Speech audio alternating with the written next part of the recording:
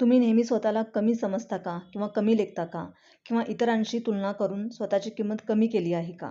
जर तुम्ही स्वतःला कमी समजत असाल, इतरांशी सतत कंपॅरिझन करत असाल, तुलना करत असाल किंवा स्वतःची किंमत विसरत असाल, तर हा आजचा व्हिडिओ खास तुमच्यासाठी आहे. लक्षात ठेवा, तुमची किंमत इतर लोक ठरवत नाहीत, तर ती तुम्ही ठरवता. कारण जेव्हा तुम्ही स्वतःची किंमत ओळखता, तेव्हा जगही तुमची किंमत ओळखायला लागतं. सेल्फ इस्टीम म्हणजे स्वतःबद्दल असलेला आदर आणि विश्वास. तुम्ही स्वतःकडे कसे पाहता, स्वतःबद्दल काय विचार करता, हे सेल्फ इस्टीम ठरवतं. जर आपण स्वतःला कमी समजायला लागलो, तर आपलं मनही तेच खरं मानायला लागतं. आज बरेच लोक स्वतःची तुलना इतरांशी करतात. इन्स्टावर, फेसबुकवर, व्हॉट्सअपवर, यूट्यूबवर इतरांचे आयुष्य व सक्सेस बघून त्यांना वाटतं की मी काहीच नाही आहे, मी काहीच करू शकलेलो नाही आहे, माझ्या आतमध्ये काहीतरी कमी आहे. आणि ही सर्वात मोठी आपली चूक असते. कारण तुलना केल्याने मोटिवेशन मिळत नाही, तर सेल्फ डाऊट अजून जास्त वाढायला लागतं. काहीतरी कमी असल्याची भावना आपल्या आतमध्ये वाढीला लागते आणि हे आपल्या स्वतःसाठी अजिबात चांगलं नाही. सेल्फ इस्टीम कमी असेल तर आपण संधी घ्यायला घाबरतो. इतरांच्या मतावर आपण जास्त अवलंबून असतो. इतरांना काय वाटतं, त्यांचं याबद्दल काय ओपिनियन असेल, त्यांना काय वाटतंय किंवा मी कोणत्या प्रकारे करू, याच्यासाठी त्यांना दुसऱ्यांचं मत हवं असतं आणि ते त्यांच्या मतावरतीच अवलंबून राहतात. त्यांना स्वतःचे डिसिजन घेण्याची क्षमता कमी असते. स्वतःवर विश्वास ते ठेवू शकत नाहीत. या व्हिडिओमध्ये सेल्फ इस्टीम म्हणजे काय, लो सेल्फ इस्टीमची साईन, सेल्फ इस्टीम वाढवण्याचे सोपे उपाय, सेल्फ लव्ह आणि सेल्फ कॉन्फिडन्स टिप्स आपण याच्यामध्ये देणार आहोत किंवा पाहणार आहोत. सोप्या भाषेत सांगायचं तर सेल्फ इस्टीम म्हणजे तुम्ही स्वतःला किती व्हॅल्यू देता, तुम्ही स्वतःकडे कसे पाहता, स्वतःबद्दल तुमच्या मनात काय विचार आहेत, स्वतःची किती आणि कशी किंमत करता, हेच तुमचं सेल्फ इस्टीम ठरवतं. जर तुम्हाला वाटत असेल मी पुरेशी चांगली नाही, मी काहीच करू शकत नाही, मी माझ्या आयुष्यात मला काहीच जमणार नाही, तर कदाचित तुमचं सेल्फ इस्टीम कमी असू शकतो. पण जर तुम्ही म्हणत असाल किंवा तुमचे असे विचार असतील की मी व्हॅल्युएबल आहे, मी ग्रेट आहे, मी करू शकते, मी स्वतःचा रिस्पेक्ट करते, तर तुमचं सेल्फ इस्टीम एकदम चांगलं आहे. आपलं सेल्फ इस्टीम लो आहे, खराब आहे, हे कसं ओळखायचं? सतत स्वतःतल्या चुका शोधायच्या. माझ्यामध्ये काय कमी आहे, मी का परफेक्ट नाही आहे, मला हे का जमत नाही आहे, मला का हे येत नाही आहे, मी इतरांसारखी चांगली का दिसत नाही आहे, असं सतत स्वतःबद्दल आपल्या आतमध्ये ज्या कमी आहेत किंवा चुका आहेत त्या शोधत राहायचं. सतत स्वतःची तुलना इतरांशी करायची. स्वतःच्या निर्णयावर डाऊट घ्यायचा. सतत लोक काय म्हणतील याची भीती, स्वतःला कमी समजणं, दुसऱ्यांशिवाय आपलं आयुष्य काहीच नाही असं समजणं. म्हणजे ही गोष्ट जेव्हा आपण एखाद्याच्या प्रेमात असतो किंवा एखाद्या व्यक्तीवर अवलंबून असतो, तर तेव्हा आपण स्वतःला इतकं खाली आणतो किंवा इतकं सेल्फ इस्टीम आपलं कमी होतं, लो होतं, की आपण त्या व्यक्तीशिवाय आपली दुनियाच नाही असं समजायला लागतो. म्हणजे अस्तित्वच नाही आहे आपलं त्या व्यक्तीशिवाय. इतके आपण हतबल किंवा लाचार झालेलो असतो.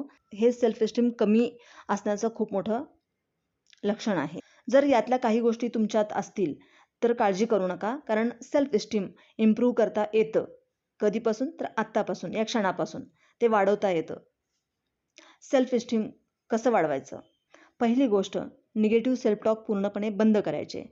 जर स्वतःची व्हॅल्यू वाढवायची असेल तर पहिल्यांदा स्वतःबद्दल आपण जे निगेटिव्ह सेल्फ टॉक करत असतो, स्वतः आतल्या आत आपण बोलत असतो स्वतःशी, तर ते पहिल्यांदा पूर्णपणे बंद करायचं. मी अशी आहे, मी अशी नाही आहे, हे जे काही आपलं सतत स्वतःविषयी सेल्फ टॉक चालू असतो ना निगेटिव्ह, तो पहिल्यांदा आधी बंद करायचा. त्याच्याऐवजी आपण पॉझिटिव्ह सेल्फ टॉक चालू करायचा, की मी सुंदर आहे, मी अमेझिंग आहे, मी पॉवरफुल आहे, मी व्हॅल्युएबल आहे, मी सगळं काही करू शकते.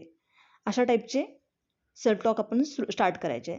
स्वतःशी प्रेमाने बोला. जसं तुम्ही तुमच्या आवडत्या व्यक्तीशी बोलता ना, तसं स्वतःशी बोला. म्हणजे आपण प्रेमात पडल्यानंतर आपल्या आवडत्या व्यक्तीशी आपण कसं बोलतो किंवा नवीन लग्न झाल्यानंतर आपण आपण आपल्या आवडत्या व्यक्तीशी कसं बोलतो, तसंच तुम्ही प्रेमानं स्वतःशी बोलायचं. दुसरी गोष्ट, तुलना करू नका, कारण कोणीच एकसारखं नसतं. तुमचा प्रवास तुमचा आहे. प्रत्येकाची जर्नी, प्रत्येकाचा प्रवास हा वेगवेगळा असतो. त्याच्यामुळे कुणाशीही तुलना करू नये. प्रत्येकाचं आयुष्य वेगवेगळं असतं. तिसरी गोष्ट, तुमची ताकद ओळखा. तुमच्यात खूप चांगल्या गोष्टी आहेत, फक्त त्यांना रिकग्नाइज करा. आणि हाच तर मेन पॉईंट आहे. तर आता आपण स्वतःच्या आत काय चांगल्या गोष्टी आहेत, काय स्ट्रेंथ आहे, काय ताकद आहे, मी कशामध्ये चांगली आहे, मला काय जमू शकतं, या गोष्टी ओळखायच्या आहेत, रिकग्नाइज करायच्या आहेत. आणि चौथी गोष्ट, बाउंड्रीज ठरवा. म्हणजेच कोणाला किती पर्सनल होऊ द्यायचं, आपल्या लाईफमध्ये किती इंटरफेअर करू द्यायचा किंवा किती प्रभाव पाडू द्यायचा आपल्या लाईफवरती त्या लोकांचा, हे तुम्ही ठरवायचं आहे. जे लोक सतत तुम्हाला कमी फील करवतात किंवा तुम्हाला जलस फील करवतात, किंवा तुमची एनर्जी लो करतात, अशा लोकांपासून तुम्ही थोडं अंतर ठेवूनच राहा. आणि शेवटची सर्वात महत्त्वाची गोष्ट, स्वतःवर प्रेम करा, स्वतःचा रिस्पेक्ट करा. लक्षात ठेवा, तुमची किंमत इतर लोक ठरवत नाहीत, तर तुम्ही ठरवता. जेव्हा तुम्ही स्वतःचा आदर करायला लागता ना, तेव्हा जगही तुमचा आदर करायला लागतं. तर आजपासूनच स्वतःला कमी समजणं बंद करा. तुम्ही खूप स्पेशल आहात, खूप व्हॅल्युबल आहात. स्वतःची किंमत ओळखा. आपली किंमत आपणच ठरवत असतो. या संदर्भात मी तुम्हाला एक स्टोरी सांगते. ही स्टोरी वेगवेगळ्या ठिकाणी, वेगवेगळ्या व्हर्जनमध्ये किंवा वेगवेगळ्या शैलीमध्ये सांगितली गेलेली आहे. तर मी माझ्या शैलीमध्ये सांगते. फार इंटरेस्टिंग स्टोरी आहे. तुम्ही नक्की ऐका. तुम्हाला फार आवडेल ही स्टोरी. एक महिला असते आणि तिला एक मुलगा असतो. एक दिवस तो मुलगा आपल्या आईला विचारतो की आई, तुझ्या आयुष्यामध्ये माझं काय महत्त्व आहे, मी किती महत्त्वाचा आहे तुझ्यासाठी. मुलग्याला एक रत्न देते जे फार किमती असतं आणि ती त्याला म्हणते की तुला माझ्या आयुष्यातलं तुझं महत्त्व जाणून घ्यायचं असेल किंवा तुझं स्वतःचं महत्त्व काय आहे हे जर जाणून घ्यायचं असेल तर तू अशा ठिकाणी जा आणि हे रत्न त्यांना विकायचं आहे आणि त्याची किंमत काय आहे हे तू विचारून घेऊन ये. पण रत्न विकू नकोस. प्रत्येक ठिकाणी जाशील तिथे मला हे द्यायचं आहे, विकायचं आहे असं सांगून तू त्याची काय किंमत आहे त्यांच्या नजरेमध्ये ती तू समजून घेऊन ये आणि मग माझ्याकडे ये. मग मी तुला सांगेन की तुझं काय महत्त्व आहे. तेव्हा तो मुलगा बाजारात जातो. तो अशा वेगवेगळ्या ठिकाणी जातो. तिथे प्रत्येक ठिकाणी त्याची व्हॅल्यू समोरच्या माणसाच्या दृष्टिकोनातून जितकी असेल तितकीच ती त्याला किंमत सांगतात. म्हणजे एखाद्या भाजीवाल्याकडे त्याची काय किंमत असू शकते किंवा एखाद्या किराणा मालाच्या दुकानात त्याची काय किंमत असू शकते, एखाद्या कपड्याच्या दुकानात त्याची काय किंमत असू शकते, ते लोक तेवढीच किंमत त्याला सांगत असतात. पण तो एका रत्न पारख्याकडे जातो आणि त्याला ते रत्न देऊन त्याची किंमत करायला लावतो आणि मला हे विकायचं आहे असं सांगतो. तेव्हा तो रत्न पारखी त्याची जी काही व्हॅल्यू आहे, त्याची किंमत आहे, तो त्या मुलग्याला सांगतो.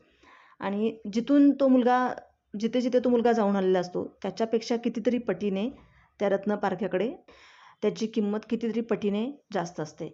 याचाच अर्थ प्रत्येकाच्या नजरेमध्ये आपली किंमत वेगवेगळी असते. आपण ज्याच्या आयुष्यामध्ये असतो तो आपल्या पद्धतीने त्याच्या दृष्टिकोनातून त्याची किंमत करत असतो, म्हणजेच आपली किंमत करत असतो. पण आपल्यालाच माहिती आहे तुमची किंमत ही नेहमीच इतरांच्या गरजेनुसार आणि दृष्टिकोनानुसार वेगवेगळी असू शकते. त्यामुळे खरी किंमत तुमची तुम्हीच ठरवायची आहे की तुम्ही किती मूल्यवान आहात, किती व्हॅल्युबल आहात. व्हिडिओ आवडला असेल तर लाईक, शेअर आणि सबस्क्राईब करा. थँक्यू.